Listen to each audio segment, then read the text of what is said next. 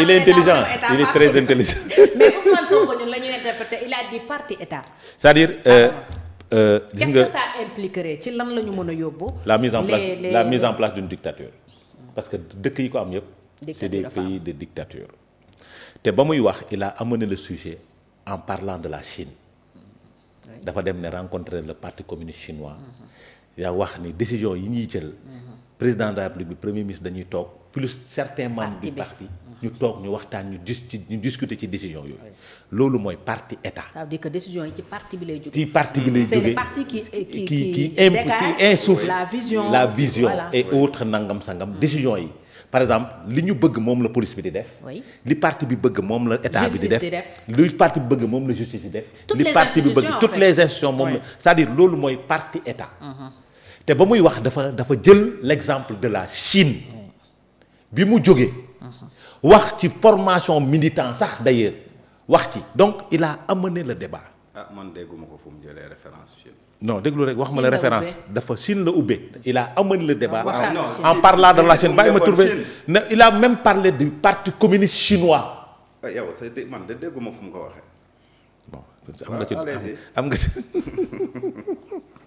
am nga ci droit maintenant quand il parle de la part du parti communiste chinois wax ci formation andi argumenté parce que dafa introduire développer doo ko conclure ba muy conclure ci la wax parti état donc li muy wax il l'a très bien argumenté maintenant loolu c'est sa vision parce que xam nga nee naa la ku lire la théorie de la dictature nga xool les 7 étapes de la théorie de la dictature pour l'installer dans un pays nga xool la démarche du pouvoir da ngay xam ni dañoo nekk ci ligne boobu.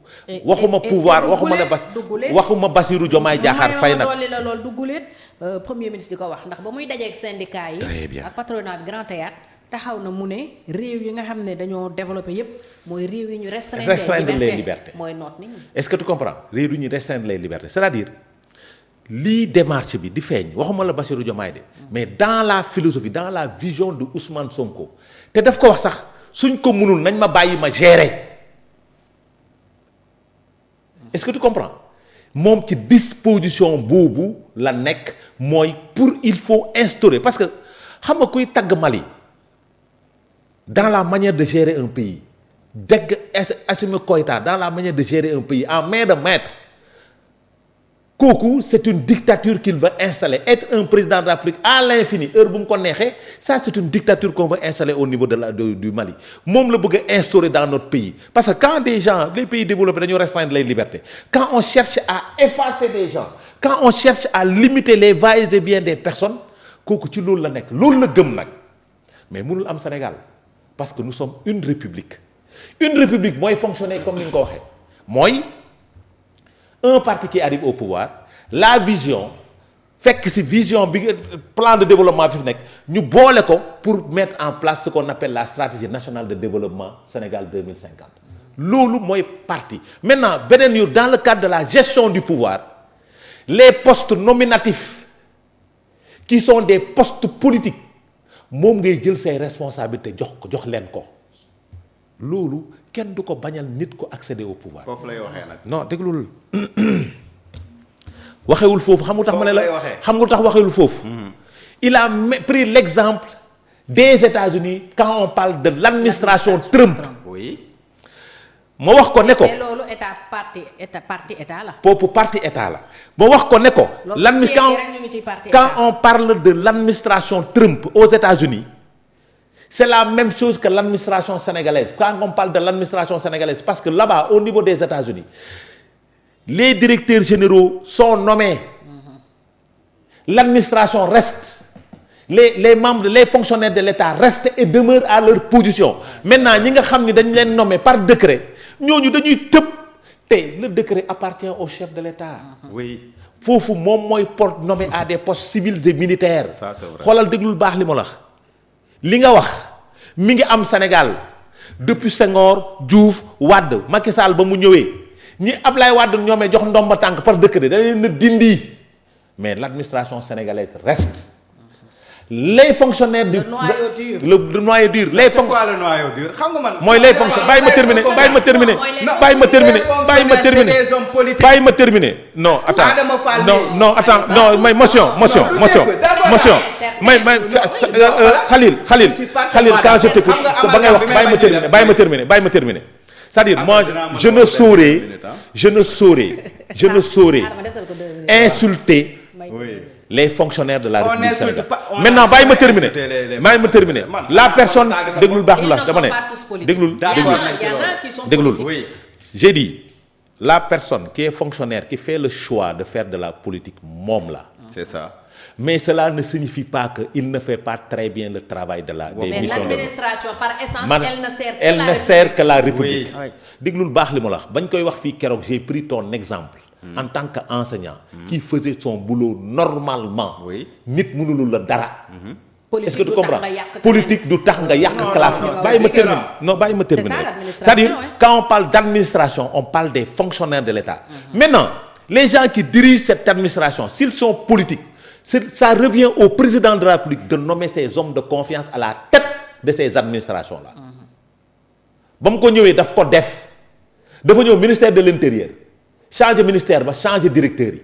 Le ministère a proposé d'autres directeurs ñi nga xam ne wóolu na leen au niveau de l'administration territoriale il a chamboulé au niveau de l'armée il a chamboulé est-ce que tu comprends mais les fonctionnaires qui sont au niveau du ministre de la primature sont restés là-bas ils sont en train ils jurent fidélité et loyauté au premier ministre les fonctionnaires de la présidence ils jurent fidélité et loyauté au président moi je jure fidélité et loyauté à mon directeur général parce que je suis un agent de l'État. C'est le comportement que je dois avoir. Et je sais faire la dichotomie entre l'institution où je travaille et la politique que j'exerce. Étant enseignant, musuma taxaw na suñu samay élèves votel diw wala génn leen classer grève. Je ne l'ai jamais fait parce que je n'ai pas le droit de le faire. Parce que xam naa li ma administration li ma législation may wala li ma législation mayul maintenant nag ki nga xam ni xamu ko moom mooy nekk ci disposition yi et une république qui est le Sénégal ne peut pas être un parti État. weesu nañ foofu. dépassé nañ ko ñi ngi ko amoon du temps de Diouf de Senghor. Après son différend avec Mamadou Dia. Et on n'y était pas même carrément. Carrément. On n'y était pas dañ ko xaw a frôlé. Mais xawoon nañ fa nekk. Maintenant nag bañ fa jógee avec le multipartisme on ne peut plus être dans le parti État moo tax ma ne la il utilise des concepts qui peut-être ba mu koy utiliser xamu ko su ko xamoon dama lay d'accord ak yow su ko xamoon du ko wax. waaw peut-être kon leneen la bëggoon wax. que peut-être j'ai dit non j'ai dit su xamoon non c'est-à-dire quand tu argumentes et que tu interroges tu amènes ton débat avec le parti communiste chinois nga argumenter def développement conclure vers un parti État nga ñëw nga jël exemple ba muy wax ci waxi système il prend l'exemple de l'administration Trump waaye saa yi fii y a l'administration de Bassirou Diomaye Diakhar Faye. ak justice bi liggéeyul nee na. déglul xoolal mu neex ñu loolu la parce que c'est lui qui a nommé les DG et les ministres c'est lui qui nomme au pouvoir civil et militaire nous sommes obligés de suivre la stratégie nationale de développement Sénégal 2050 dans nos missions agenda bi c'est une obligation. D'ailleurs premier ministre woote na réunion primature. Très bien démb par rapport à ça pour qu'on accélère les choses et nous moo tax ma ne la xam nga fu mu jógee c'est la vision du président. de moo tax ma ne la. c'est la même vision. maintenant cette vision c'est-à-dire déedéet. wala ne dafa am camp bi. waxuma camp de j'ai dit. le président j'ai dit non ce que je veux dire le président du parti Pastef dans sa lecture et dans sa vision su nekkee li nga wax nii la bëggoon wax il a fait une erreur de communication et il doit l'assumer parce que gis nga nag en politique toute erreur se paye cash. Très bien. te loolu xam nga ko Macky Sall ba mu ne damaa jël sama coude bi teg ko ci dossier. daf koo topp ba mu ne je vais réduire l'opposition à sa plus simple expression da koo topp moo tax ma ne la en politique toute erreur se fait cash et doit te le président du PASTEF doit assumer ses erreurs politiques et les payer cash wax naa ko fii te dama ci lay daaneel. Très bien. les éléments de langage de l'opposition et des chroniqueurs c'est Ousmane Sonko qui les donne et c'est pas bon. Khalil am nga 2 minutes rapidement 2 minutes. damay ñëw revenir pratiquement ci li muy wax que man je suis tout à fait d'accord kuy ñëw da ngay indi sa administration bopp man dama koo gëm ku ñëw daan ma xeex mënuma bokk ak yow gis-gis te boo indee sa programme da nga ci ànd ak